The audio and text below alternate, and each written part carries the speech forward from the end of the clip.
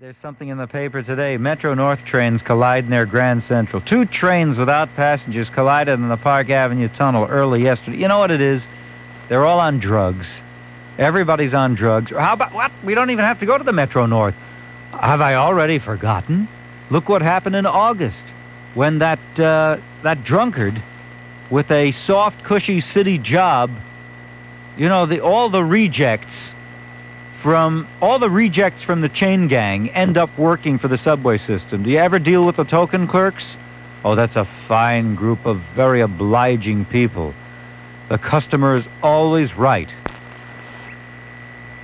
It's incredible. I swear to you, it has to be that the people who flunked the test, the people that flunked the test for doghouse janitor, get the job to be token booth clerks. All right, if they drink, you just get the wrong change. But this fella killed people in August. And it's simply because people don't take the trouble. People just don't seem to care. I don't know if they ever did, but they sure don't now. It's a very anarchic, it's a bizarre world. Trains crash, planes crash, ladies in cars crash into parks. It's weirdness. But I promised, or threatened, that I was going to talk about the passive-aggressive personality. Now, maybe you don't know what I mean. Passive-aggressive is when, I don't even know exactly how to define it, but I'll give you a defining incident. I was sitting in a relative's home recently, having dinner with them, and there were guests, and this one guy whose political philosophy is different from mine and who I think harbors a grudge against me because of my beliefs. If I could care less what he thinks. And my aunt had a New York Post on her coffee table. And absent-mindedly, I just picked it up. It must have been about 11 o'clock at night. I'm just kind of browsing through the New York Post. And there's other people there talking and chatting away, and he comes over to me with about 6 people surrounding me in various stages of conversation, talking to each other very animatedly. Everybody's having a good time. A vast dinner has just been consumed. Everybody's relaxed and in a pretty good frame of mind, pretty calm. And he says to me, all of a sudden, without my saying anything to provoke him, he looks at me and he says, "Oh, Jay, do you only read the New York Post, or do you sometimes read other newspapers, like the Times?" So right away, I know what his deal is. This SOB is trying to say that I'm not as highfalutin, as intellectual as he is. I'm reading the mere Post, which is, to me, a valuable newspaper. So I say to him, well, you know that I work on the radio occasionally. I mean, you know really well, and you are aware of the fact that I read other papers. Why do you, and besides, if you saw me sitting here reading War and Peace, would you walk over to me and say, "Gee, Jay, do you ever read another book? Do you ever read Les Miserables? Do you ever read Gone with the Wind?" I go, by what mysticism do you make the inference that because I'm sitting in someone's home, a dinner guest, and I pick up the New York Post, that's their New York Post, not that I brought, that's theirs? By what magic do you make the inference that I only read this paper? That's passive-aggressive. He really has a problem with me, and he has a hard time getting along with me, as I started to say, and he wants to express his hostility, but he isn't man enough. He isn't real enough to come over and say, "You know, Jay, I can't stand you." So he comes over to me when I'm reading someone else's New York Post and says, "Gosh, do you ever read any other newspaper, or do you only read the Post?" That's passive-aggressive. And they come in all walks of life. It's very ecumenical. All races can be passive-aggressive. So I confronted him. I said, look, you're passive-aggressive. And it's obnoxious because they want to hate you, but they don't want to own up to hating you. They don't want to take a stand. They don't want to commit them. They want to be able to say, oh, no, you're wrong. I don't dislike you. You're just imagining that. I would never do anything hostile to you. I like you. Yeah. Baloney.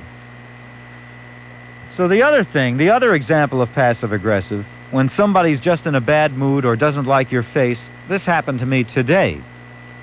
I'm down on 6th Avenue in the environment of 12th Street, and I'm in a very fancy, prestigious food market down there where I almost always receive great service, and they're friendly, scrupulously clean, observe all the common vicular statutes. You'll never see a dog sniffing around at the crackers in that store. And you know, most of these little so-called delis around town, particularly the 24-hour variety, most of those delis allow people to make believe that they're in the Bronx Zoo.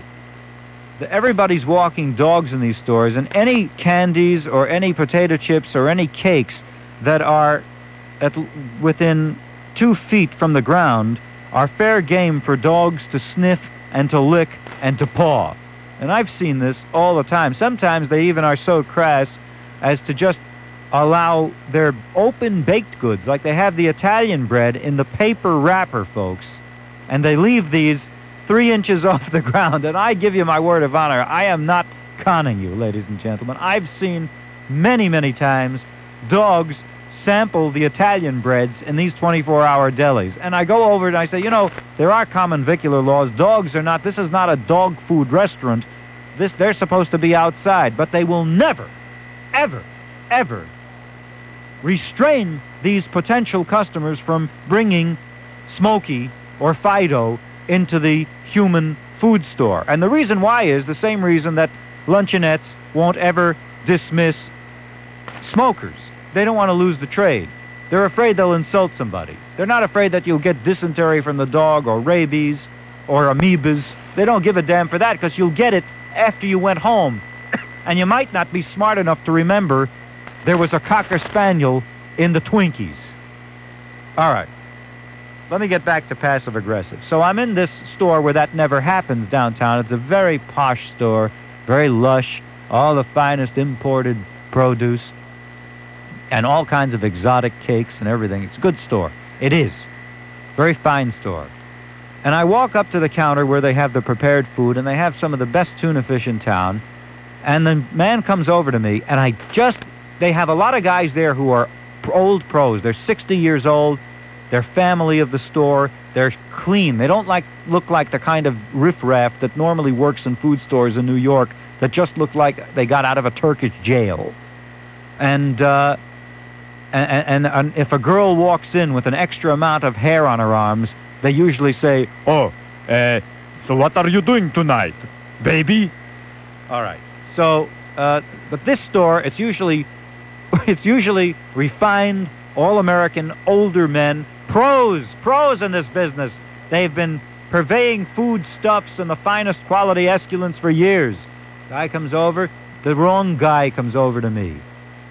So he says to me, may I help you? I said, yes, thank you. And I swear to you, I had hesitations. And I said, I would please, and now look, if there's one thing, there's a lot in life that I can't do. I can't work an electric can opener. I can't fix anything. I can barely tie my shoes. I try to buy only loafers. But if there's one thing I can do, it's kind of to speak clearly. He says, can I help you?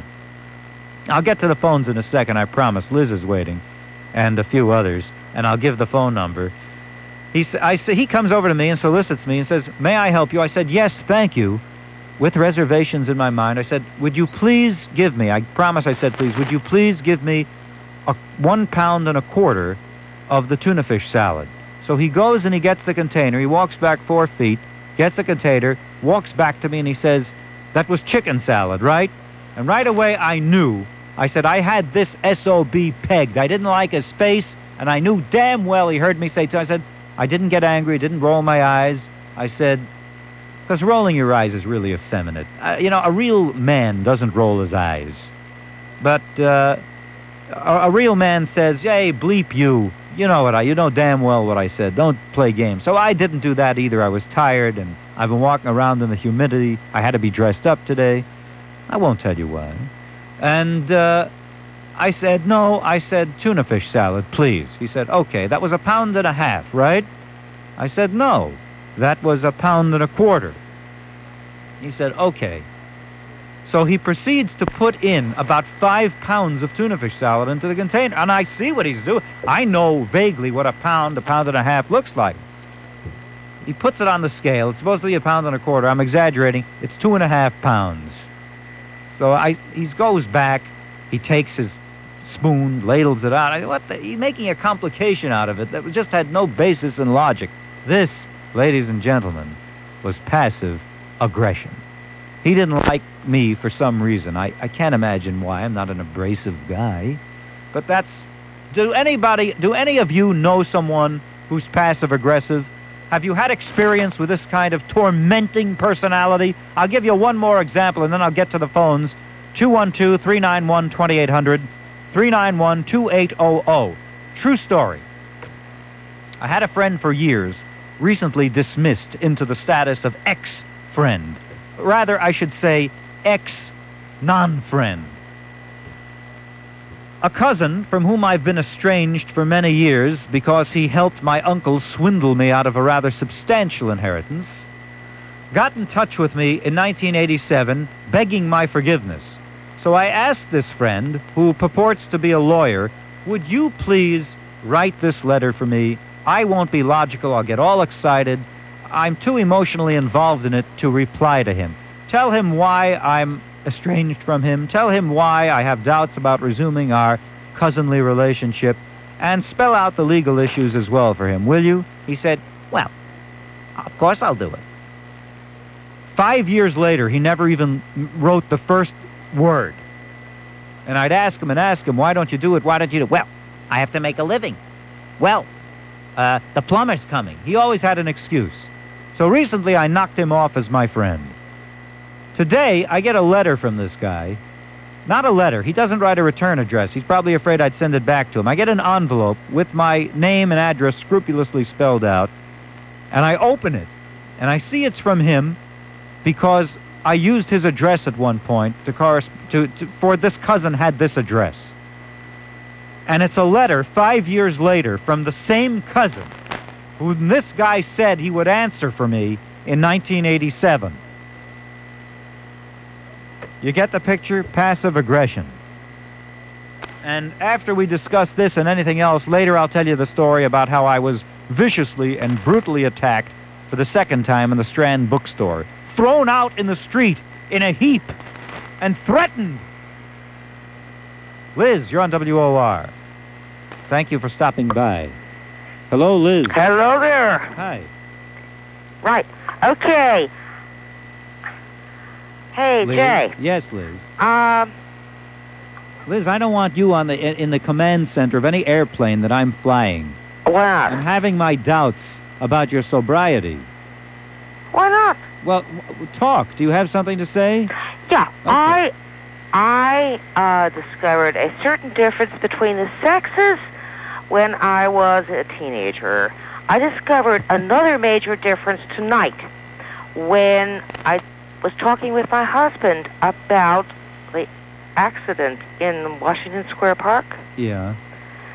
And I said, my God, what could you possibly do with this thing? You know, that if the accelerator just stuck and there you were.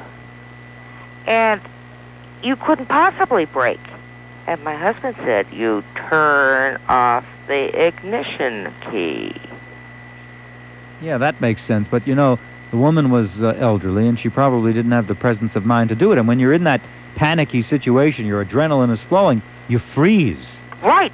And what I It's want... easy for your husband to say. But he's turning off the ignition in his bedroom.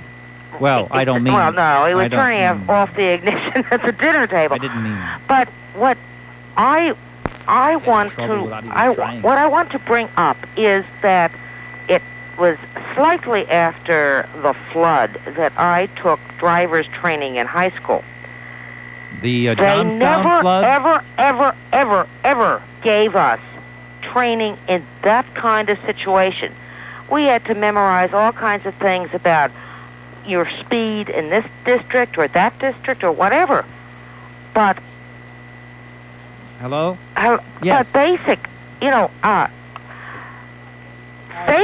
Liz. safety things are were not taught. Liz, now maybe they are taught now. No, it's a good point, and I do thank you for calling. Thank you very much. Let us now make a rapprochement with the lovely Barbara. Hello, Barbara. Yes, This is hello. Jay. Hi. I'm so glad that you're talking about the token booth people and in terms of the passive-aggressive types.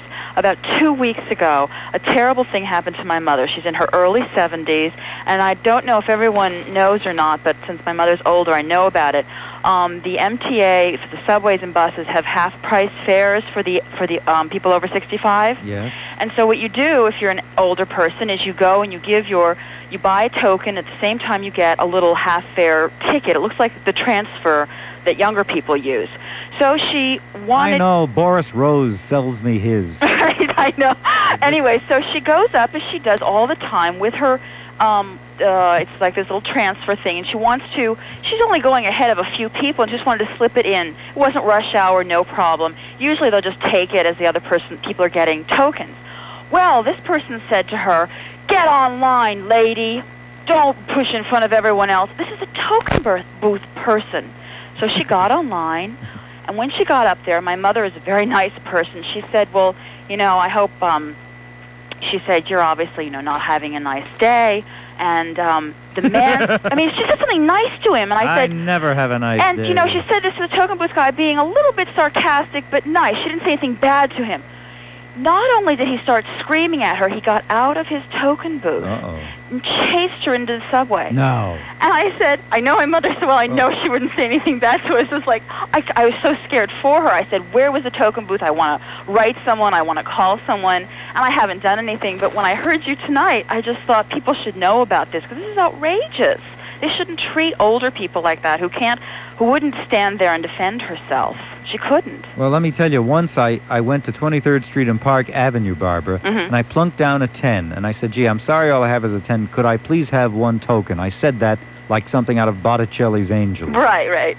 And the woman gave me the change. Yeah? And I figured the token is going to follow next, but she never gave me the token. And? So I said, could I please have the token? She said, don't try to get over on me. I gave you the token. I said, no, honestly, you didn't give me the token. There were other people standing there who happened to witness it.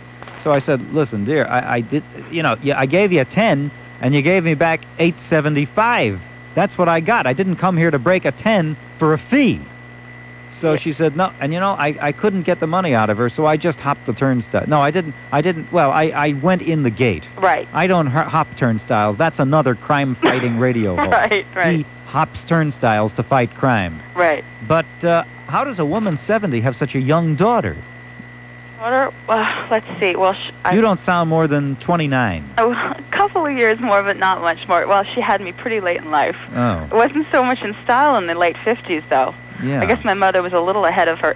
She was 38 when I was born. Oh, well, keep in touch. Well, anyway, thank you so much for mentioning this tonight, because it's really important, because those people can be quite outrageous. No, they're gangsters. I told they're rejects from the janitorial staff at the Animal Medical Center. No, I don't want to demean the Animal Medical Center. But coming out of the token booth for an older woman, merely making a sarcastic comment that was even, as you said, like angelic. The qualifications for that job are even lower than the qualifications for toll booth assistant. If someone did want to report something like that, how do you think they should go about it?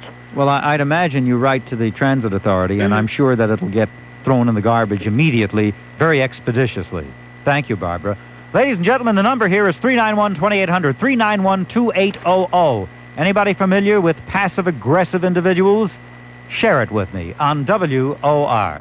And we are dancing with fate here tonight on WOR. The phones are very active. I'm going to get to everybody, I promise. But just bear this in mind. The proof that Mr. Nance was correct, John Nance, the airline aviation expert that I had on before, the proof that he's correct that human error is responsible for upwards of 95% of airline disasters is that in the history of Air Force One, I don't think there's even been a near miss because they take the trouble to do it right. I don't think we get Air Force One treatment. I don't think it's practical, but I think we can get better than we do when we get on a plane. Ellen, thank you for coming. Thank you. Thank Hi. you for having me. You're welcome. The only other way we can avoid things is to fly our own planes.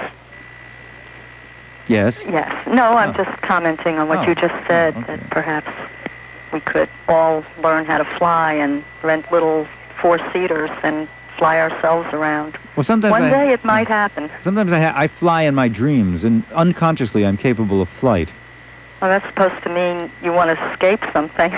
Yeah, I want to I don't escape the know. apartment in which I dwell. It's true. I tend to be very... I'm from the old school. When you go into a place and buy something, when you're a customer, there was always this little unwritten rule: the customer is always right. Oh, please. Do you listen. remember those days? Well, no. It all ended in I do. 1970 with security guards and the shoplifting and the counterculture, and when the world turned. But no, it'll never happen now. Let me make it brief.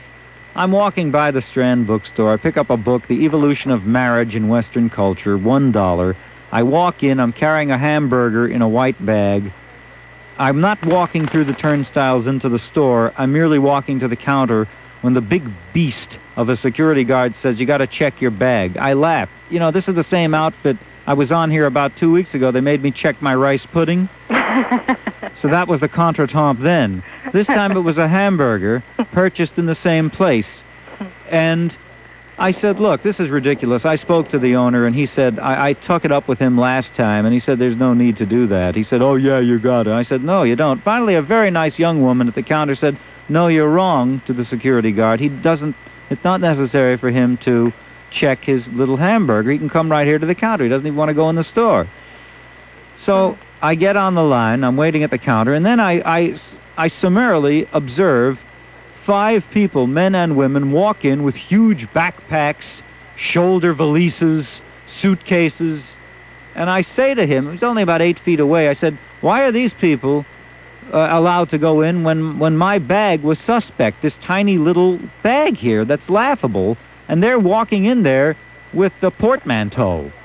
So another guy behind the counter, a little fellow with a very fetching crew cut and an earring, if you know what I mean. One earring? He says to one, now they're wearing and the two. most adorable little crew cut. Yeah. He says to me, "What's your problem?"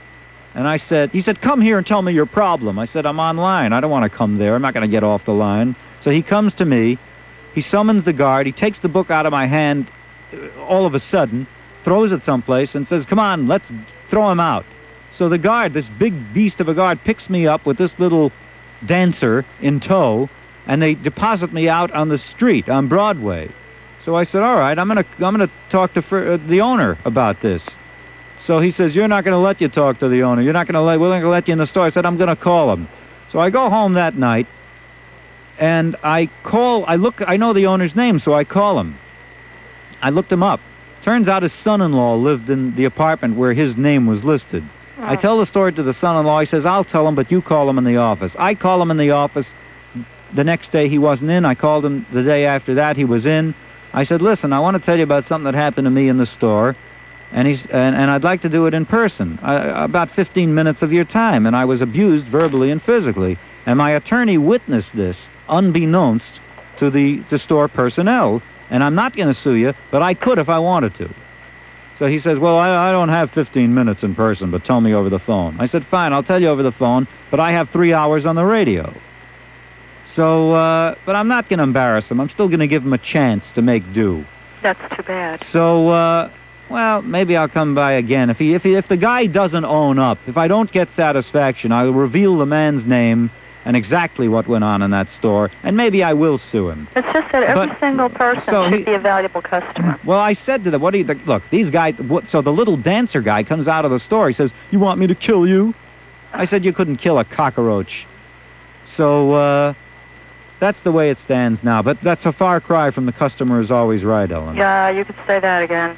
The PR going on in these stores is unforgivable because really, if the customer spends $1 today, tomorrow he may spend $20. You have no idea how much you can get out of that customer. So every single one should be treated with respect and given whatever Well, they they want. don't do it, and I can assure you that I've been brutalized and assaulted twice at the Strand bookstore. Supposedly an intellectual bastion. Yeah. But they're full of baloney. Well, I went into a place yesterday to get a yogurt, one of those yogurt sundaes, the soft yogurt. And he gave me this little cup, and it's small, medium, and large, and I got a medium size. The cup was only half full. If you had taken what was in that cup, it would have not even filled a small cup. So he says to me, well, we weigh it. And I said, I didn't see you weigh it. He weighs it then, and he says, then he puts a little drop more on there, and it still wasn't what I would consider what it was supposed to be. And he says, well, that's the size it's supposed to be. Take it or leave it. I should have said I'll leave it, but I went out of my way to get this thing, so I bought it. 2 more people were in line after me, and they got theirs, and theirs was full. No. And then they put the syrup on top of that. And I didn't get syrup on mine. I didn't want syrup. And then then I said to him, you didn't weigh theirs. He says, yes, I did. And I knew he didn't weigh theirs. Ellen, Yes. men and women have died for their principles, and you wouldn't pass up half a cup of yogurt? Well, I'm ashamed of you. Next time, I should do have what passed it Ace up. Young would have done. Just turn and walk out. I've got to run along because a lot of people are calling. Thank you. Ah, is this Sue? Yes, hi. Hi, Sue. Where are you calling from on the island? Centerport? No, not Centerport. I knew a Sue in Centerport 100 years ago. Really? Yeah. Oh, well, it wasn't me. I'd like to have known her better. Really? Why didn't you know her better? Oh, I don't know. Just, Chicken. hey, don't get smart with me. Well, I called. I was listening to your talk about passive aggression. Oh, yeah. And I was relating to that because I was thinking of my sister, Bonnie. Yeah. But then while I was holding on for you for a long time, and worth it, of course, I thought, it's not that she does it to me. I do it to her. Sometimes people don't realize they're doing it. What they do to other people. No, you've been being very vague. Well, sometimes, maybe things happen to you, during the day, and you do, maybe you're okay all the time, and all of a sudden you do something, like you said, it's the kind of thing that you don't realize sometimes, that you don't realize why you're doing it. Okay. Well, I thank you. Thank you for imparting that to us. It was invaluable. By the way, there are some stores that are nice. I walked into Duane Reade today. I bought myself a toothbrush, and I bought myself some toothpaste. And as I'm walking out of the store, all of a sudden the alarm goes off, like a car alarm. It starts shrieking. And I didn't pay any attention. I'm walking out. I'm on the street. The guy says, come back. Come. I look around. You. So I'm embarrassed. I'm dressed up. I look like a solid citizen. And he opens my bag, and the woman behind the counter neglected to put on the little tag that says paid. Well, that little tag made it seem like the place was burning down. It was like the Chicago fire, the sirens, the noise. They apologized effusively. Sir, we're very sorry. We apologize. We didn't mean to embarrass you. Please forgive us. Duane Reade is a real, refined, classy outfit, unlike that other bookstore down there where you take your life in your hands if those warped and perverted guards and counter help get their hands on you. And believe me, they want to get you. Probably that's what the guy wanted. He was dying to get his hands on me, if you know what I mean. The number's 391-2800, 391-2800 on WOR, as we now consult with Bob. Bob. Yes, Jay Diamond. Yes. I find token clerks very passive-aggressive. I had one token clerk. I gave him a $10 bill, and I held up 2 fingers, and he said, "You've got to tell me how many tokens, otherwise I won't give them to you." Well, I said, if you won't give them to me, then I simply walk through the gate. And by the way, Mr. Diamond? Yes. That crime fighter who claimed he was mugged yesterday? Yes. Isn't it a strange coincidence, Mr. Diamond, that it happened the day after his ratings came out, which were down? And isn't it rather strange, Mr. Diamond, that he changed the story a number of times? For example, first he said that it was 3 men that mugged him. Then he said it was 4 men that mugged him. Then he said again it was 3 men that mugged him. First he said his wife was at the studio already. Then he turned around and said that she was upstairs waiting for him. Well, you see, he shouldn't be fazed by low ratings because that's all he's ever had. But his troubles have just begun, unbeknownst to him. And now we say hello to Max. Thank you for calling, Bob. Max? What is this? Contemporary? That's a different format. That's AC. We're doing talk here. This is heavy news talk on WOR. Estelle! Good evening, Jay. How are you? How happy that you could make it. I'm happy I could make it, too. By the way, I called because I was listening to your dissertation on the toll booth people and the how angry they are. I had a little different experience, and the woman wanted to know what to do, how she could complain. In the 77th Street subway, there's a name on the back wall, and I called them when I had a problem. The lady was most nice, saying that the people in the subway are trying to be more helpful, and she sent me a token back. So if you reach the right person, you might be helped. They're not all nice, but there are sometimes when they are. Well, I think these people, we're referring to the workaday token clerks. These people that you spoke with are probably given courses in public relations or Absolutely. The psychology token booth was horrible. They're good at assuaging people's irritated feelings. That's right, because the token booth was miserable. But I took the time to call the number. All right. Thank you, Estelle. Okay. Thank you for sharing that with us. Ladies and gentlemen, the number's 391-2800, 391-2800. This is Jay Diamond in for Barry Gray. There's still time on WOR. No, telling tales. You know, what I'm a funny guy. You are. It's a pleasure to listen to you. Barry Gray is all too serious. Hey, look, I'm on Barry Gray's show. He's the nicest... Can I tell you, I schlepped myself all the way up the steps on New Lutz Avenue. I didn't go for 5 years on the train, you know? So I give him down the court. I said, give me the return pass to come back. So he says, go get me your fare card. A fare card? I'm 75. It's 10 years since I've seen my fare card. Come on, you don't sound a day over 74 and a half. I swear to God. No. So I go look, people standing and waiting, and they wanted to kill me. I swear to God. I go schlepping into the pocketbook. Who knows where it is? I had showed them a senior card. All right. So at last, he gave it to me. I said, next time, count my wrinkles. You know what I mean? Thank you, Jay Diamond. Thank you. You're a sweetheart. I love you. Thank you. All right. Now I'm going to get to the calls. We have a little bit of time left. It's 391-2800 if you want to squeeze one in. Lee, hello. Hi. Hi, Lee. My husband's a supervisor for the transit, and he says what these people are saying is definitely true.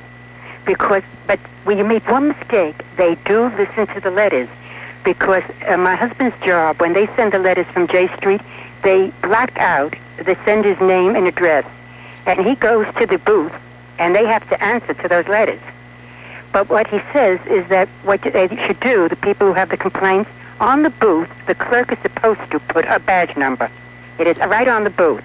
They should just stand there and write down the badge number, write down the time it happened and exactly where, what the booth number is, and send the complaint in. Because these people have to answer to that complaint. He has told me about so many very rude things that these clerks have done. So what these people are saying is definitely true, and he works for them. Well, he works for whom? For the transit. Well, then, why isn't he doing a better job in writing? Let me talk to him. Put him on the phone. He's sleeping. What's his name? Frank. Wake up, Frank. Frank, wake up, Frank. He wants to know why you're not doing a better job on doing the transit. Don't tell him. I was kidding. He might get No, mad. it's all right. I tell him Might that... be a violent man. He hears you speaking. No. I tell him that I think all of the transit is run wrong because, you know, they have a horrible habit. When a clerk makes a mistake... Tell me that you love me while your husband's right there next. Oh, he's right there. He don't care who I love. No, but you know what the transit does do? They have a thing called putting out on the street. In other words, we're in the private sector. If you did something so bad, you'd be fired. But they put you out on the street for 3 days, means you're not working for 3 days. If they really want to punish him, they should put him in a train. Oh, that's what I tell them all the time, because I haven't ridden a train. I think it's about 12 years. If I have to go anywhere, it's with a command bus or a taxi. But they should write and complain to J Street. Where do you live in Brooklyn? Starrett City. Oh, Starrett City. Yes. Okay. Okay, thanks, Lee. Okay, thank you. You very much. Okay, thank you. Say goodnight to Herb. Eleanor. Hi. Hi, Jay. Yep. Got a classic for you. Well, go ahead. A number of years ago, my husband died of a heart attack in New York City. Yeah. Police were very nice. They explained to me that in order to pick up his personal possessions, I would have to see the alien property custodian. So I made another trip to New York, and the alien property custodian said, Did he leave a will? I said, yes, he did. I can't give him to you, sister. He might have left him for his girlfriend. Funny now, wasn't funny 5 days after the death. I'm sorry. Who said this to you? The alien property custodian. Was he an illegal alien? No. No, I know that. I know. The custodian, well, you know something? Maybe he saw how bereaved you were, Eleanor, and maybe that was his way of trying to cheer you up. Oh, yes. I mean it. Maybe he felt that if you laughed a little bit or... Laugh? You wouldn't laugh in this situation. I can laugh now. But at the time, it just really hit hard. Well, I guess you're over it, and... Well, you don't get over it, you get used to it. Oh, it's over 30 years ago now. Oh, really? So your husband must have been a very young man. 49. 49, and he had... Well, you see, in those days, nobody knew about cholesterol and all that, right? Right. Did he have heart conditions in his family? Yes, indeed. 3 generations, and each one died younger. Really? Did you remarry? Nope. How come? Didn't want to. Do you have children? One son. One son. Well, hopefully he'll inherit your cardiac genes. It seems to be. Well, good. So he's fine then. Yes, indeed. All right. Well, thank you very much, Eleanor. Okay. I appreciate your calling and telling us all that stuff. Okay. Okay. Good night. Good night to you. I don't know how much more time I have. I have about 30 seconds, so I guess there's not enough time to take another call. I want to thank everybody here at WOR for inviting me in tonight. I want to thank everybody in the control room, Larry Kahn and Peter Shaman. I want to thank you for listening and thank you for participating. And remember, ladies and gentlemen, I'll leave you with this cautionary note. How poor are those who have no patience? What wound did ever heal? By degrees. But by degrees. Remember that. Think on that. It pertains to me and it pertains to you. I'll be speaking to you soon, I hope, on WOR Radio 710. Good night.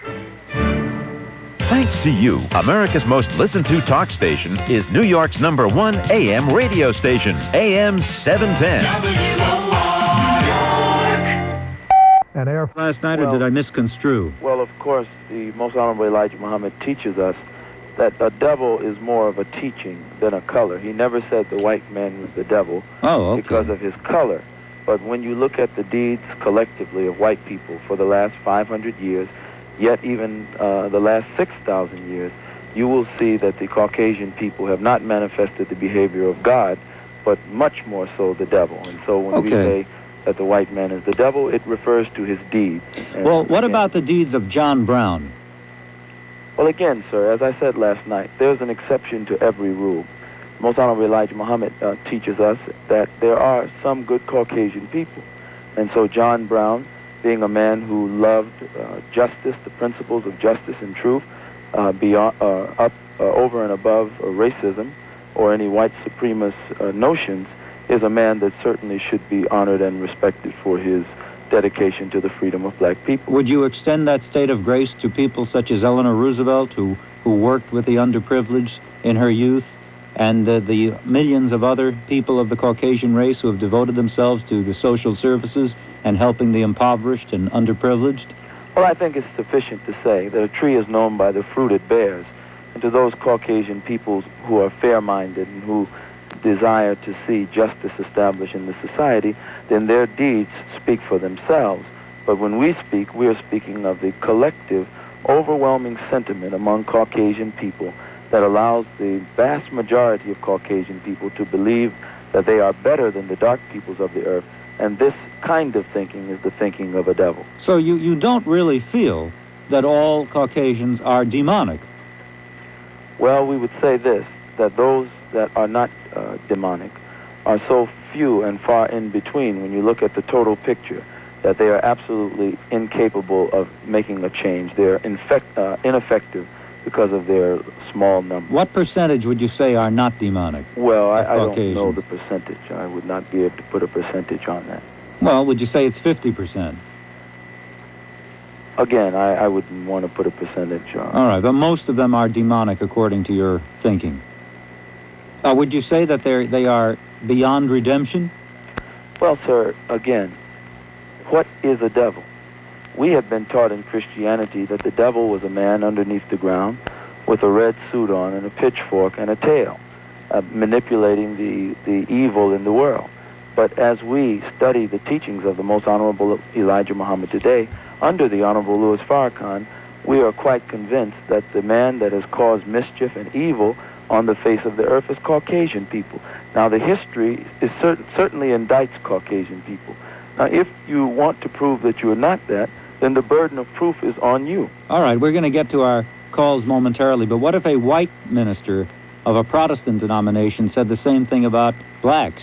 Well, he would have to say that with no basis of facts. When we say it, we can point to the evils of Caucasian people in Africa and Asia and here in North America. Are you a racist, minister? Well, we're certainly not racist by the definition that most people associate racism with. Well, what is that definition, and how do you differ from it? Well, again, generally racists are prejudiced. A prejudiced person is one who prejudges. We are not prejudging Caucasian people because we are looking at their history and their record, and we are determining or making a determination on what and who they are based upon their deeds and their record. Oh, so as of tonight, you would have no prejudgment. If you met a Caucasian tonight, you wouldn't say he's probably demonic. Again, sir, you can't jump back from personal to collective reasoning. We are not speaking of every individual Caucasian person. But you really are prejudiced, aren't you? Collective Caucasian But you do, race. let's face it, you do prejudge Caucasians. No, I would not say that any black person that stands up today and labels the Caucasian any term up to devil would be prejudging the Caucasian when you consider the fact that history is replete with their subjugation and robbing. No, but if you met one you didn't know, if you met an individual Caucasian you didn't know, would you prejudge him and say he's probably a devil like all the others have been? Again, sir, we judge the facts of history. Well, I'm prejudiced against you in this respect. I think if I ask you a question, I won't get a straight answer. If a snake bites you, yeah, and I'm you don't go out prejudiced looking against for the snake that bit you, okay, you develop a phobia or a caution for snakes in general. We started but that means a prejudgment. We started our discussion yesterday because Reverend Jackson was supposed to have made some threats to the Democratic Party hierarchy to the effect that he would not support the ticket if he were not on that ticket. He later denied those stories and said that he has said no such thing, so that's a moot point right now. But you have met Reverend Jackson, is that correct? Yes, I have. And you have discussed things with Reverend Jackson? Again, I have met Reverend Jackson several times before, but I have no close relationship with Reverend Jackson. Have you ever discussed your racial theories with him? No, I have not. You've not? Never came up? No, I have not. Do you think that he is sympathetic with you? Again, I cannot speak for Reverend Jackson. But you support him for president. Representative of Reverend Jackson. But he's made many public speeches and lectures, so his positions are well documented. And on those positions that he has stated, you agree with him? Well, there are some things that he has said that we certainly agree with, and some things we disagree with. Okay, let's go to the callers and speak to May on WOR. Good evening, gentlemen. Sir, I would like to ask you, every time I hear the word African American, why would we use this word African American when I myself have never went to Africa and never did anything in Africa, don't know anybody in Africa? Well, first of all, we, the Muslim followers of the Honorable Louis Farrakhan, don't use the term African American to describe ourselves. We consider ourselves the original black man of the planet Earth. We don't use the term African American because we trace the term Africa back to a Caucasian man by the name of Leo Africanus. And of course, America comes from the name of Americus Vespucci. And so we don't call ourselves African or American. Malcolm X used to say that a cat can have kittens in an oven, but that doesn't make them biscuits. And so because you were born in America, that certainly does not make you an American. Now, as far as some of our people using the term African, they use the term to identify with the landmass or the area of the world that is called Africa. And whether you've been there or not is totally irrelevant to that point. There are many Germans in America that have never been to Germany, yet they are German Americans. There are many Asians who have never been to Asia, yet they are Asian Americans.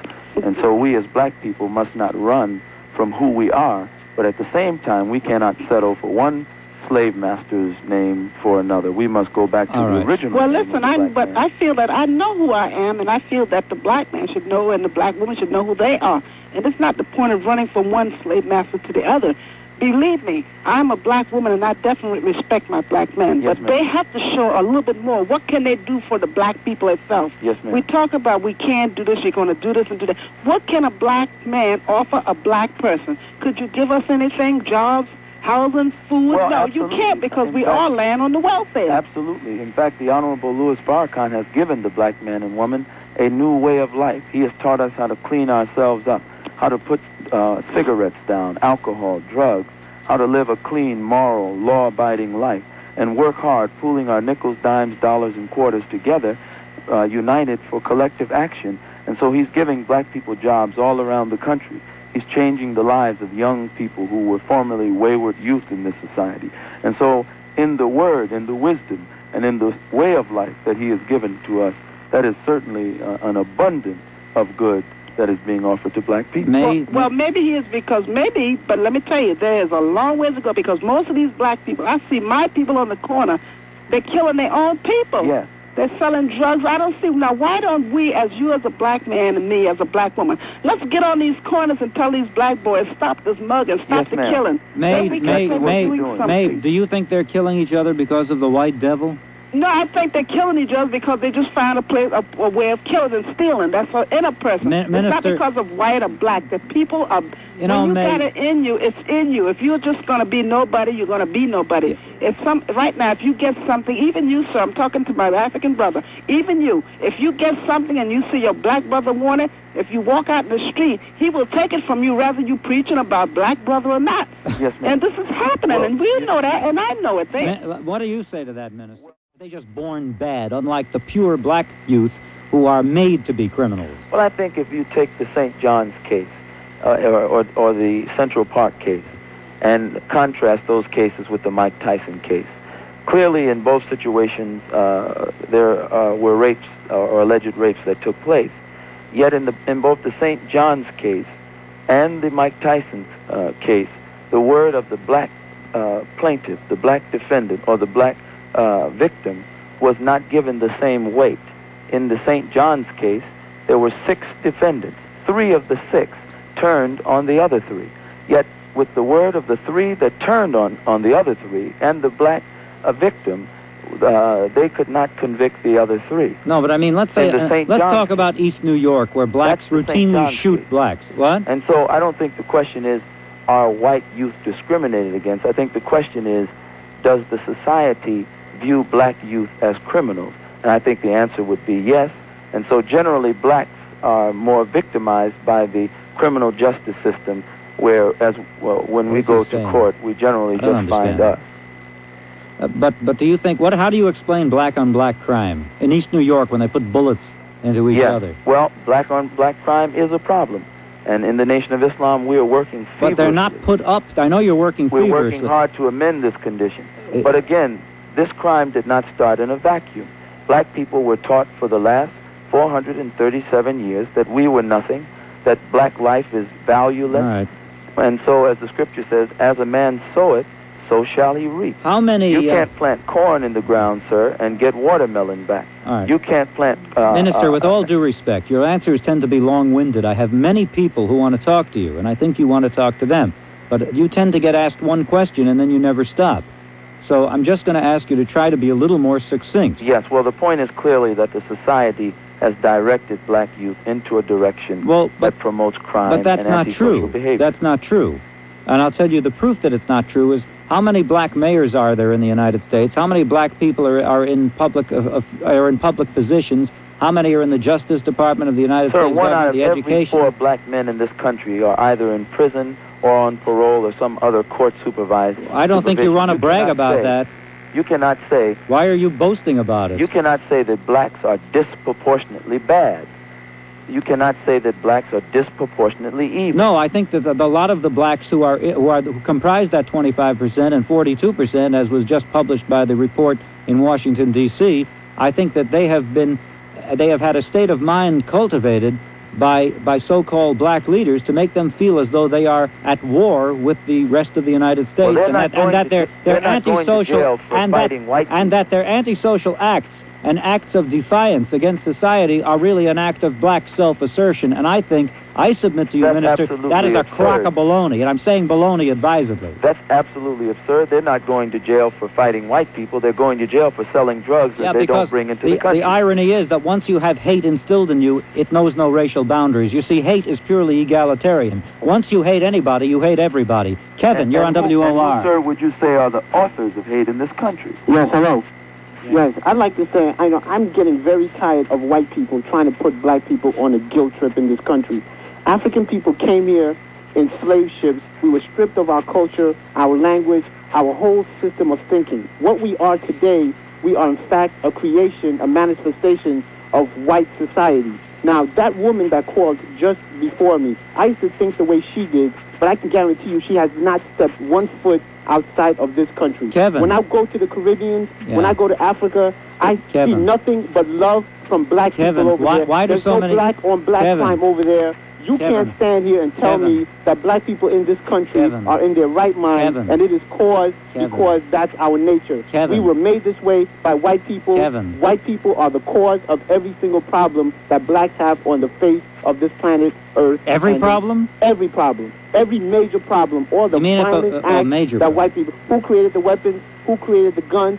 Who created the drugs? Who is putting all this in there? Who is making black people feel like they are garbage? It is white society. You want to know something, Kevin? What? There's only one person who can make you feel like garbage, and that's Kevin. No, absolutely not. When I go to school, when I read what is happening out here, I see the images on TV. I have no control over it. When I go to different... Kevin, what about the preponderance of black mayors in the United States? How is that a symbol of your oppression? Good. Who is training these black mayors? Are they coming telling black people, get into your African culture, become more spiritually developed? No, they are following European systems. They're trying to assimilate into the European way of life. So that proves nothing. What about all the black people who work for the government in the departments of the cabinet? It's a European government. What are you talking about? There's an African way of doing things, and there's a European way of doing things. You funny little honey over Mimi. Mimi. You have me silent dream. What European? What is this baloney, Kevin? Jay, you know,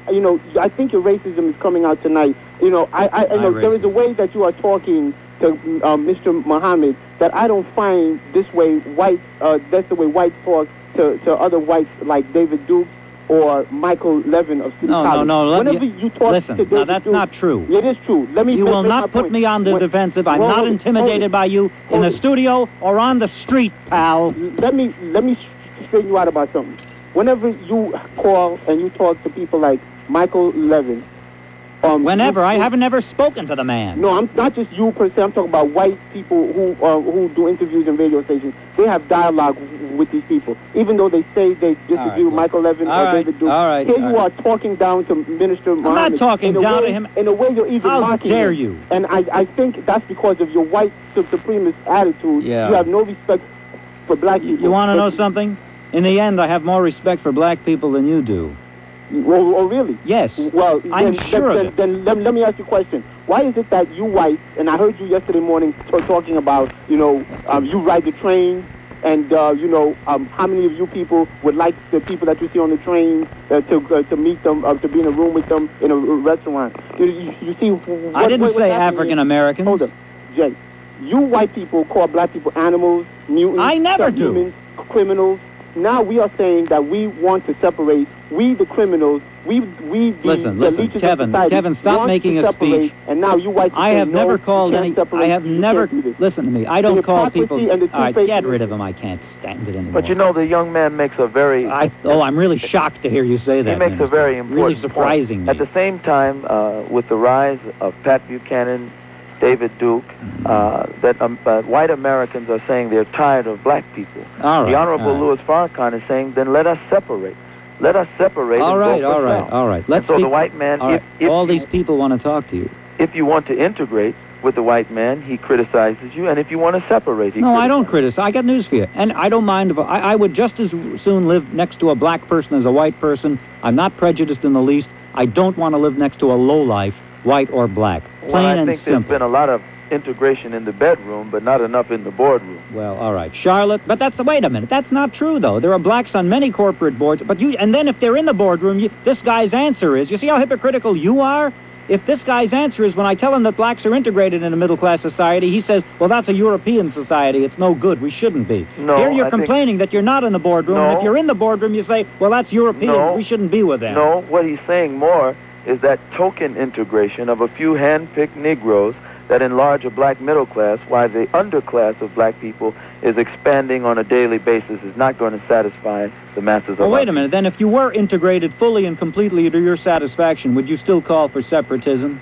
The only way that we Muslims would not call for separation is if we could find that in America we could have justice, socially, economically, politically, and spiritually. What would be the evidence? Could be granted. What would be the evidence of the justice? Well, of course, when you look at the gross disparities between black and white in this society, you would have to conclude that there must be a redistribution of the resources. This society is a society made by white people for white people. How do you intend and it continues being please, today. How will you redistribute the resources?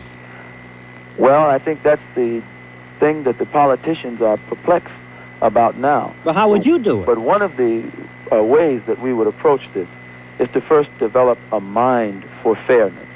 The reality of it is that in a capitalist system, you must work hard to be successful. We're not asking white people to excuse us from hard work. As Muslim followers of the Honorable Louis Farrakhan, we believe in being hardworking. We believe in being thrifty. But we're also saying that if we do not have equal opportunity in this society, if I am judged based upon the color of my skin, then I know that I cannot be an equal member of your society. All right, ma'am. I asked you. I mean, the oratory is continuous, but I hope that I can interrupt it for a minute just to make a statement. The minister, Mohammad, started the program by calling white people devils, with a few exceptions, maybe like Abraham Lincoln, or maybe like Eleanor Roosevelt. But in order, and the crime of slavery is what he has been expounding, and I agree with him. But, you know, I don't know if he realizes that the people were Muslims who came to the jungle homes, who put these poor people in chains, who fired their homes, and who brought them down to the sea, and for money turned them over to the white devils. Also, those same white devils are the ones who fought hard. White devils, a great many of whom were Jewish devils, who made sure that civil rights finally came into being so that we could, even though it wasn't our fault that these people were put in chains 200 years ago, have been fighting and dying in the South, trying to teach black people to vote. And as you said, we've reached a point 35 years later where they are officials, mayors, governors, and respected, but that's not good enough for the minister, is it? We're still white again, devils. if I steal $100 from you and give you back 50 of it, I still come out ahead. White people, yes, manipulated the wicked black slave traders who were involved in that conspiracy. You mentioned Jews. Jews were some of the number one financiers of the slave ships. The Nation of Islam has just recently put out a book called The Secret Relationship Between Blacks and Jews. This is put out by black scholars in the Nation of Islam, where we went into the libraries of synagogues, we went into the libraries of theological schools, and we actually gotten the words of Jewish writers, Jewish scholars, admitting the role that Jews played in the slave But trade. that's not what she was talking. She talked about the role the Jews played in helping blacks. Well, again, they played a role in putting us in this condition, so it is only proper that they play a role in getting us out. And the lightweight role they played in the 60s of marching in order to break down doors of discrimination that they were prepared to go into and we were not, is not sufficient compensation for what But you they know did something? You know what to place occurs to us in me? this You know what condition. occurs to me, Minister? We're not talking about Jews, because the Jews that marched for the black civil rights movement down south in Selma, Alabama, etc., they really couldn't give a hang about the Jews 300 years ago who probably didn't do what you say they did. But even if they did, we're really talking about individual human beings, aren't we? No, we're not. We're talking about a history that has on one side of that history a white race of people who, wherever they have gone on the face of the earth, you cannot name one time in the history of man where white people have gone among dark people and lived in peace, coexistence, and harmony. All right. Wherever they've met the dark man, many callers. They have many callers. I know, but you say this 1,000 times a night. Let's just get to. Thank you very much, Charlotte. Al. Yes. You are on WOR. Hello. I want to talk to Minister Conrad Mohammad. Yes. Yes. I'd like to say when he was asked about the remark, Judaism is a gutter religion, he said it didn't refer to Judaism but to Zionism. And I think it's obvious, and Jay Diamond, you know this, Judaism is synonymous with Zionism. They are inseparable. Well, who made them inseparable? God didn't make it inseparable. Moses didn't know anything about Zionism. Zionism I'm sorry, is a sir, political you're cutting me philosophy off, and you're not letting me founded finish. in Europe. I'm sorry, you're cutting me off. Because our religion is the belief in Zionism. It's in our Bible, it's in our literature, it's in our hearts, and we've been living it all through our lives, through our history. Sir, and Judaism I'm sorry, is synonymous with Zionism. They are inseparable. Let him talk. Wait, Al. Let him answer you. Well, I want to finish my sir. statement. Yeah, but you'll never finish, and he'll never finish, and we'll never finish. That's an absolute falsehood. Golda Meir, Herzl, and some of the other founding fathers of Zionism and mothers of Zionism were in no way thinking of Bible and Scripture when they founded Zionism. In fact, if you study the history of Zionism, at one time the Zionists wanted a plot of land in Uganda. So they settled on Palestine after it looked like they would be able to get Palestine after the fall of the Ottoman Empire. So it has nothing to do with any biblical prophecy, has nothing to do with anything other than a political desire, and I think that Jews do themselves a disservice to make Zionism synonymous with Judaism. Judaism, as Jesse Jackson said, is a beautiful rose. Zionism is like a thorn that is actually choking the life out of that beautiful rose. Of course, Zionism may be choking the life out of that beautiful rose, but if a few Nazis rose up and wanted to choke the life out of some roses, with Zionism they'd have a place to go. So maybe the roses wouldn't be choked. Well, I think... You see, there was historical impetus at the conclusion of World War II, of which I'm certain you're aware, Minister. Yes, I am aware. But I'm also aware that it's immoral and it's wrong in the sight of God and man to literally steal land from people who did not victimize you in They didn't steal it at all. If the Jews had You're a wrong, score to settle, but you're mistaken. why did they settle it with the Germans? They didn't steal it. Sir, if you know the history of the state of Israel, as far as I recall, most glaring example of theft as far as history has to offer. With all due respect, Minister, as far as I recall, the Jews and the Arabs were living on what you refer to as Palestine, and then the United Nations agreed to a partition, to have a Jewish state and a Palestinian state. Well, in that lies the problem. Correct? In that lies the problem.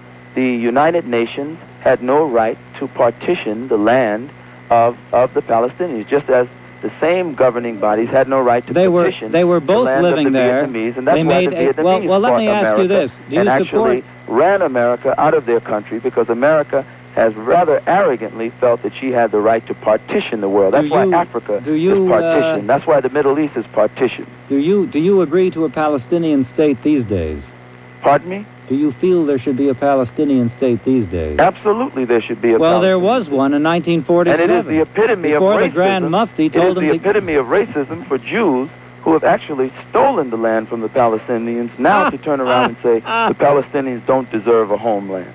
It's criminal. They had a homeland, and they were urged to leave by the Grand Mufti of Palestine, saying we're going to wash the streets with the blood of these Jews, and then you come back and you'll have the whole thing again. Again. If a person steals something from Macy's, you put them in jail. But it wasn't stolen. But when the white man steals, he has yet to be put in jail. Bob, you're on WOR. with Jay Diamond and the Honorable Minister Conrad Mohammad. Okay, I have a few. First, a question, Minister. Why do you, hide behind we and not speak from I, you as a person? I don't quite understand the question. Yeah, because you're a bit narrow-minded. I didn't think you would. I'm saying, why do you answer everything using the term we as opposed to I as a responsible, thinking, feeling human being with a point of view and beliefs? Well, from a practical standpoint, as a representative of an organization, it's proper that I speak.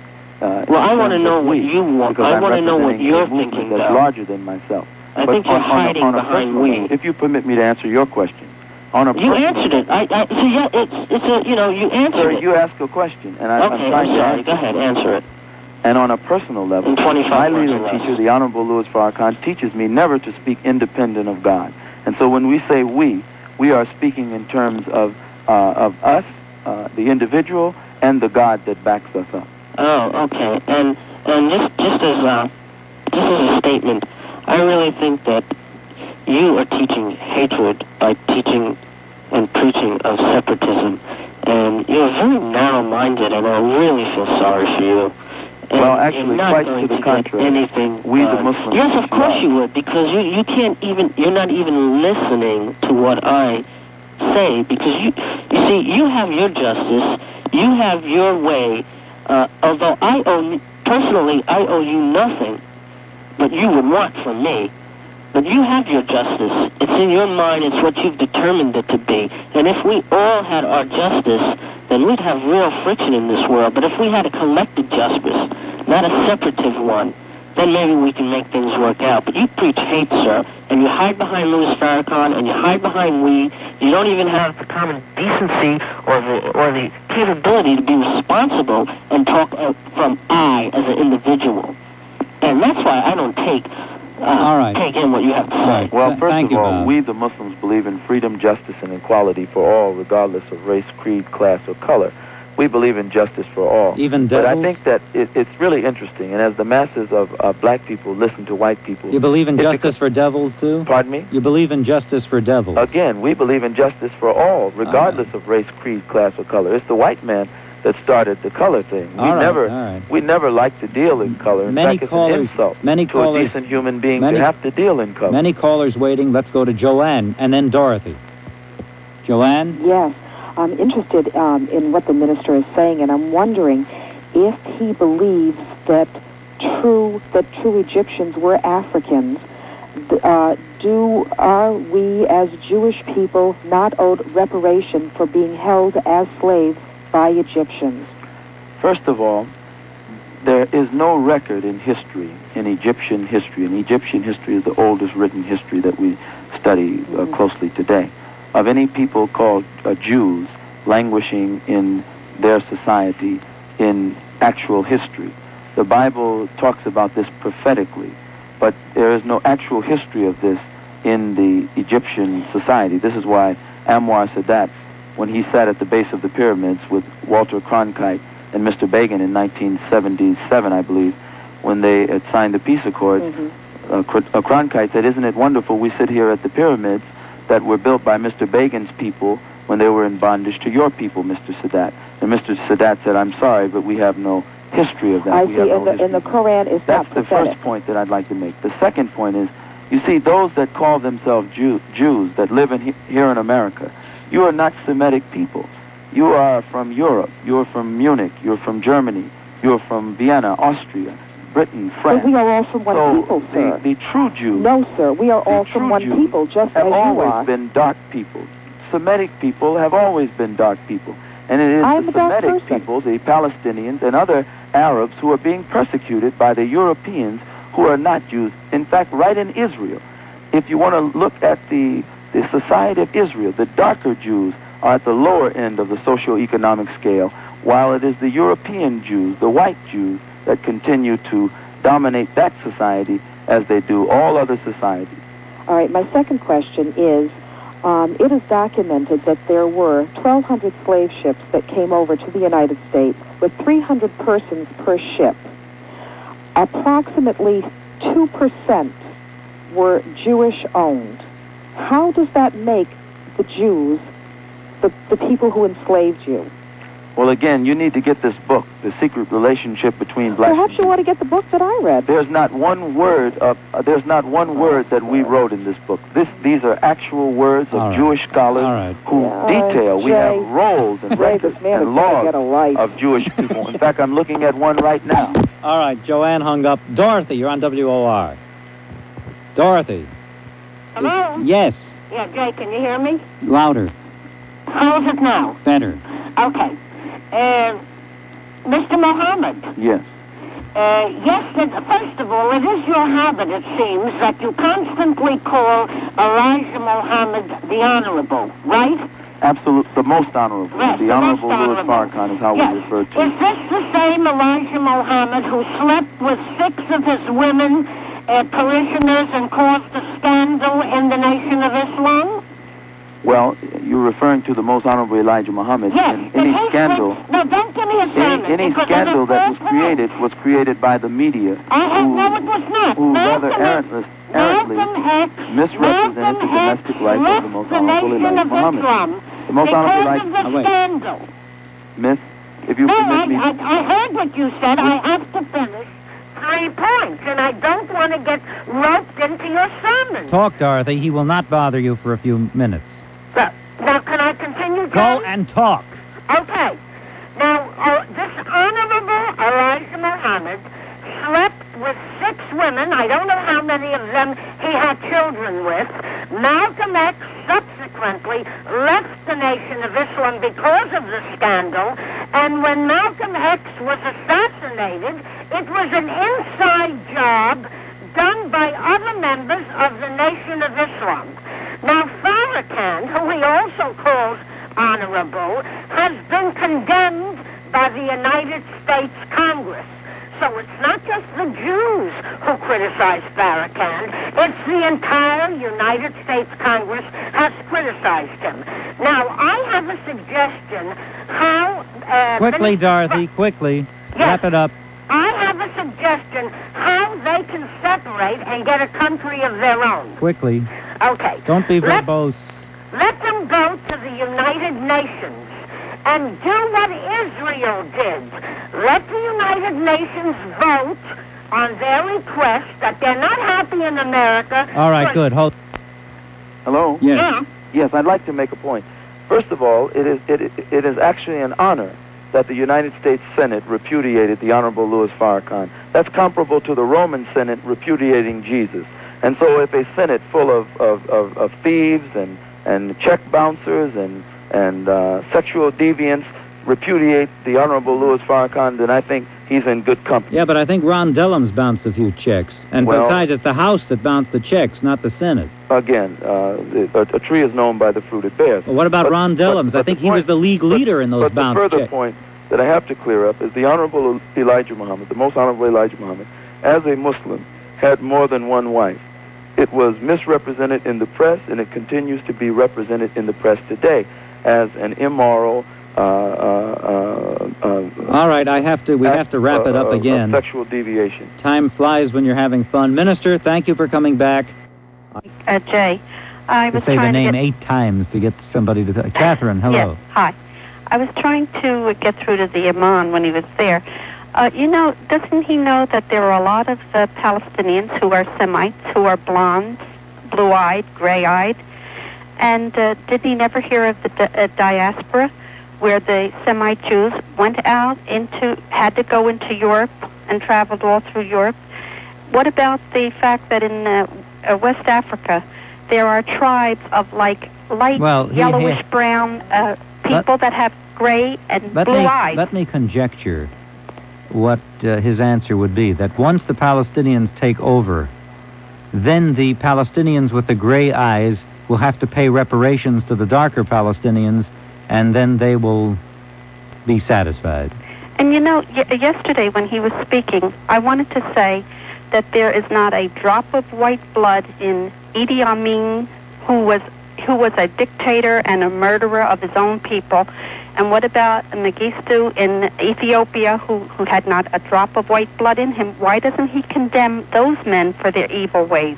Well, he's gone now, and I know. I wanted to get through yesterday, and I mean, as for his historical background, I wonder how really the Bible is being used by archaeologists from Germany to discover lost cities. Yeah, but you want to know something? I'm uncomfortable with all this talk about gray eyes and brown eyes and blue eyes and what happened 5,000 years ago. It's not pertinent to me. I tell you, maybe I'm not enough of a student of history. I don't really think that it obtains to the problems, the very real and deep-seated problems that we have today, that are a function more of people's emotions and hatreds than of anything else. Absolutely. And you can anybody can take the historical record and wrap their tonsils around it and have it come out the way that suits their purpose. And I think it's pointless for him to do it, and with all due respect, Catherine, rather pointless for you to do it. Well, it's all what I believe, too, that I do believe that there are a lot of historical facts in the Bible. Thank you very much. Okay, we'll goodbye. have our Bible study course tomorrow at this time exactly. Lou, you are on WOR Radio. Hey, Lee, how you doing? I tell you, I wanted to talk at Conrad Mohammad because about this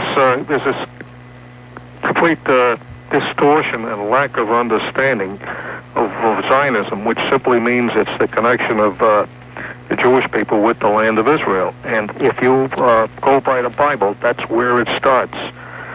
You could say that God is a Zionist because according to the Bible, God gave the Jewish people this holy land, this land of Israel. All right, and Moses was a Zionist. Now he compares Moses invidiously with Herzl, but Moses was, a Zionist because that's all it means is that the belief that the Jewish people should return to the land which was given to them by God. Is that really going to solve anything, Lou? I think it will solve some. You're going to point to the Bible. Yeah, I think. And you're going to use that as the Bible. Did Moses sign? Did God sign the deed? Don't you think it's really ridiculous? You're doing the same thing he's doing. No, I don't. Don't you really see that? You're lost in this biblical miasma. Well, we have it because God gave it to us. It's not going to stand up. What about if you're an atheist? Well, it wouldn't make that much. What about if you're an atheist and you want to live in Israel? Huh? What if you're an atheist and you want to be an Israeli citizen? Tell me something. Will you still point to the Bible, which you believe is a fairy tale if you're an atheist, but you still want to live there? Well, so I think that the justification for the legality of the state of Israel has to rest on something other than a book. If you don't accept you're not impressing anybody with that. Biblical authority, you can take it on a historical basis because historically that's where the Jewish people. History was written in 1947 when Palestine was partitioned. You don't have to go beyond that. To go beyond that is to play this guy's game. Don't you understand? I think the man who doesn't study history doesn't know the future. If you Listen to me. What a cliche. You can't know. What a cliche. You sound like you make a speech like he does. Look, the point is that you don't need any more justification for the state of Israel than the legal partition on the part of the UN in 1947. To do anything else plays into his hands. That's your opinion. It's not my opinion, and we can agree to disagree on that. I happen to think it's important. Why? Why is it important? Well, I believe the Bible is a source, and I believe there's. Is the Bible a source for the validation of a real estate contract, or is it a source for your own? Wait! Or is it a source for your own spiritual, your own spiritual outlook? What is it? Both. I mean, the Bible is valid in the Bible is valid in a court. Hello. The Bible is valid in a court to prove a deed. We still do swear on the Bible, don't we, in court? Unless the atheists want to do away with that. Lou, you're right. You were right the first time. Let's agree to disagree. James, you're on WOR Radio on the Barry Gray program, and I'm Jay Diamond. Last time I checked. Yes. Hello? Yeah. Yes. Very hot issue tonight. I was hoping I could speak to what's his name?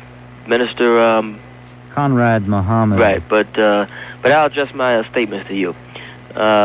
I think that the one most paramount issue that has not been expounded on tonight is that the blacks who came to this country on slave ships in 1620 are not ethnically affiliated with the Africans or the Arabs who sold them to the white man.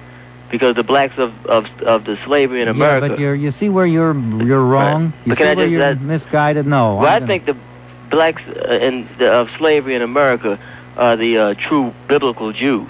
Let me so ask you a therefore, question. I know so- all about the nation of Israel. I know. I've seen those very wonderful men On the street, corner of right. 46th Street and Broadway. and they speak explosive truth. I want to tell you would something. you take them on? Would they you are- have them on your radio program, or are you that apprehensive and that afraid to? That'll be the day when a couple of bums like Would that you like scare to? me. Well, the white man is afraid of the black man anyway. From your mic, you can make statements, but can you stand toe to toe and confront real men? Yes, I did Can it you- today. can I you- did it today. No, No, buddy. listen to me. I did it today on 22nd Street when a punk blew smoke in my face. Oh, I said, a don't white do that. man is naturally afraid of black men, and you have a legal, justifiable, legitimate reason to be afraid because of the atrocities and crimes that you devils have committed against us and the whole dark world. You have a reason to be afraid. But I'm not afraid. When you see a black man walking down the street, you have a legitimate right to be afraid, to grab your purses, because you people have committed crimes that you will definitely pay for. James, let me ask you seriously. Barry. Do you believe? I'm Jay. Well, all of you people look alike James, to me. You all look alike. James, you have one shade, one James, color. this is really shtick. Okay. Right? You were in a vaudeville act. You know you don't mean this. Oh yes, I do. That you want to hear yourself on the radio. I sincerely mean every statement because that I you know made. this. You just And the Bible is you wanna- pertinent to today. you wanna- you made an incorrect statement. you wanna work this I out care to for correct you on a effect. statement that you made. The Bible is pertinent You're to today. It consumed speaks with about anger. The down.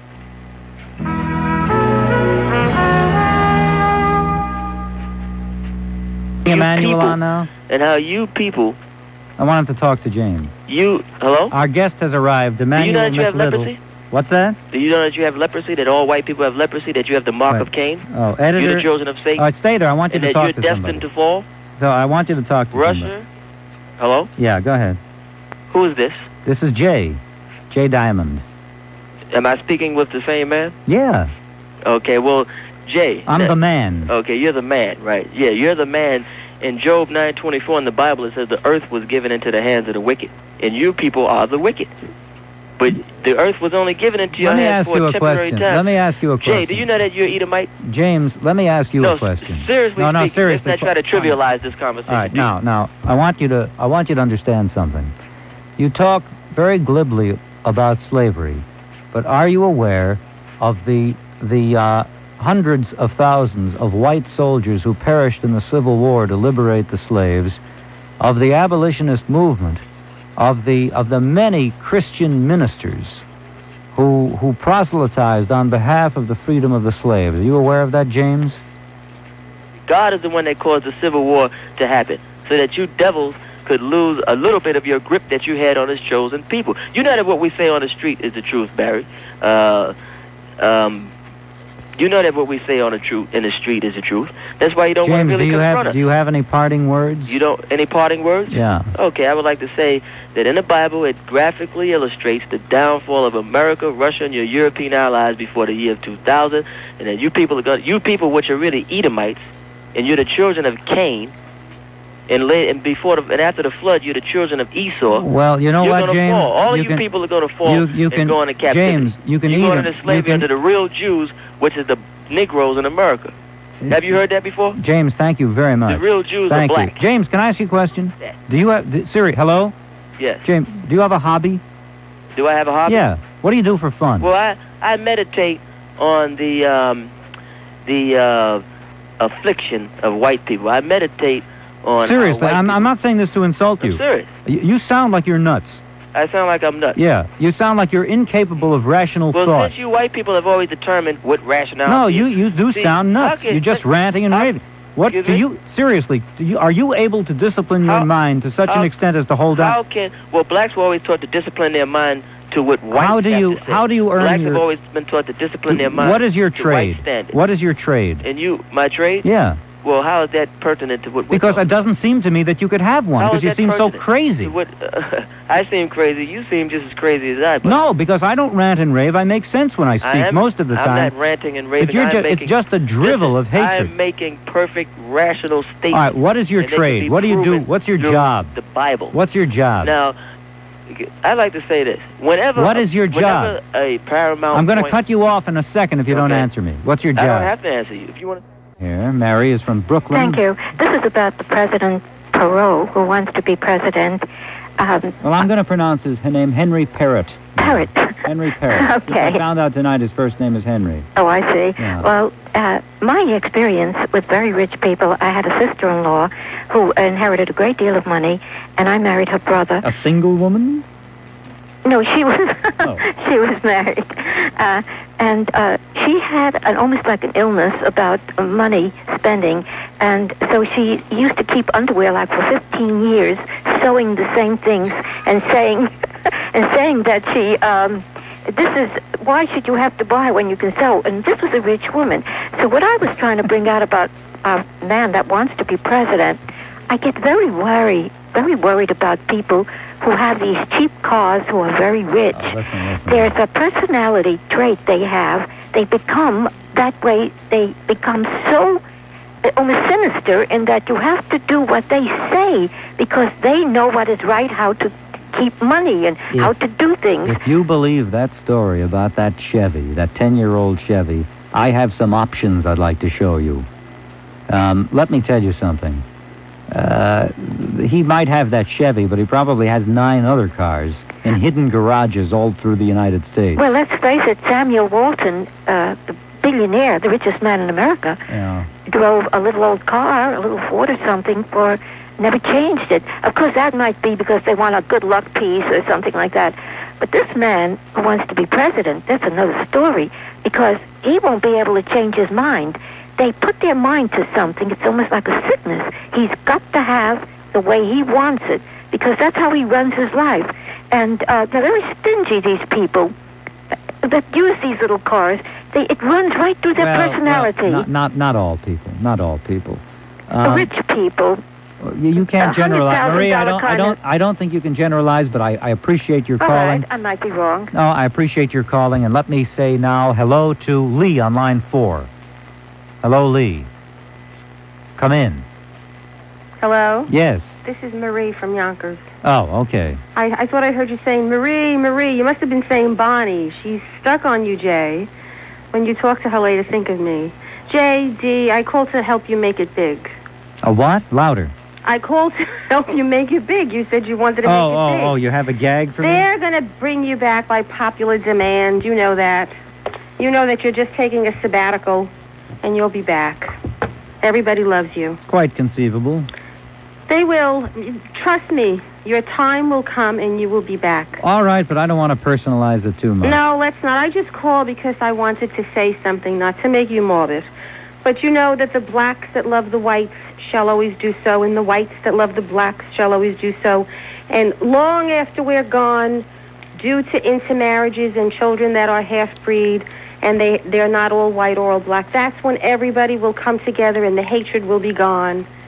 And these are my words, and this is what I You're really very naive feel. because they'll be comparing. They'll buy little kits in the pharmacies where you can measure the shade, and they'll make distinctions based on the shade. I think that that's what we have today, but I don't think we'll have it in years to come because they are so embittered.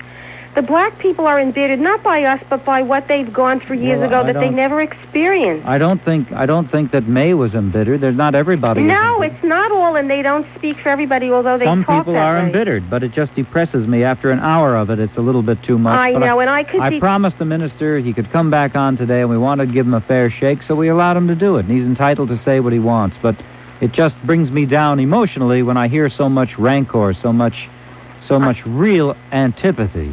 I know, I feel it. You're a man with a lot of warmth, sensitivity, and a sense of fairness. Like Helen Keller, she felt the heat. Did you hear I feel what it she with said? you. Yeah. All right, thanks very much, Marie. I appreciate your calling, and I'm grateful for the kind words, and hopefully we'll be able to reconnoiter soon on a more regular basis as I greet Robert. Are you there? Yes. Hi, Jay. How are you? Not too bad. Well, I've been hearing your program the last 2 nights, and I think it's wonderful that you're letting everybody have this forum. To me, it just seems it's worthless for me to even worry about hate because it's not in me. You know, and if we keep worrying about hate and about this person did this and this race did that, It's going to eat us all until we're all divided, and it's time to put an end to it. Yeah, but some individuals who called the station tonight seem to feed on it, grow on it, get inflated with it, and are consumed with it. Inevitably, hopefully, they'll burst with it. Well, it's like a cancer. It's a sick disease, and it's just going to keep eating and eating and eating until some clear heads on all the sides get together and say, look, it's got to stop now. Well, I don't think so. I think the great irony is that these are individual decisions made by individuals, and I really don't believe in any racial guilt or racial hatred. I just think it's natural to judge people one by one as they come along. And then you cannot help but live an ethical life, it seems to me. I passed it along to my kids because my parents were, I guess you would call them racist. I passed it along to my kids the fact that not all white people are angels. All right, but I'll tell you the truth. I'm tired of the topic, but I thank you. I'm glad you called. Listen, you have a good night, all right? Thank you. You too. Bye-bye. Herb, stop by and say hello. Hi, Jay. Hi, Herb. Well, first I want to lace into you, and then I want to tell you a joke. All right, but quickly. I can't believe that after getting so upset about all the hatred and vitriol that you've been getting for the last hour, you ended that portion of the conversation by saying you people are religion, and there isn't a spiritual voice among you. How intolerant can you get? You did exactly the same thing you were hollering about. No, I didn't express that. I didn't say that I hate people and that I'll hate them ad infinitum into eternity. I expressed my legitimate skepticism on people who purport to be religious. And I expressed the difference in my mind. You made a generalization. I expressed a difference in my mind based on my empirical observation between adherents of organized religion and spiritual people. Plain and simple. You showed You showed the exact same intolerance. You made a generalization that was unbelievably arrogant. Get to the joke. Murray is, this is a show business joke. Yeah. Murray's been an MC for 20 years, never really got a break. One day his agent calls him up. He says, Murray, I got a fantastic deal for you. You're going to be the MC in front of Grumman's Chinese Theater in Hollywood. There's a grand opening of a preview of a $30 million movie. You're going to be all dressed up in a tuxedo, and as the stars drive up, you're going to be on network TV. 40 million people will be watching you. You announce the stars as they come up. But be careful about one thing. Last year we had an opening, and the MC made a mistake. Deborah Carr drove up in her limousine, and he said, ladies and gentlemen, Deborah, you have to say, ladies and gentlemen, Deborah Carr's car. It's a little tricky, and he got screwed up. So Murray goes home. He's practicing, ladies and This gentlemen. joke is as good as your philosophical exegesis. Right. He says, ladies and gentlemen, Deborah Carr's car. He's practicing. Ladies and gentlemen, Deborah Carr's car. The big night comes with the spotlights and everybody in fur. Let me set the mistake. Go ahead. He's sweating, waiting for Deborah Carr. He's out there, 40 million people watching him, and sure enough, one of the guy behind the spotlight calls. He says, here she comes, and up the block comes this big Rolls Royce. He says, ladies and gentlemen, Deborah Carr's car. It came out so perfect. He's so relieved.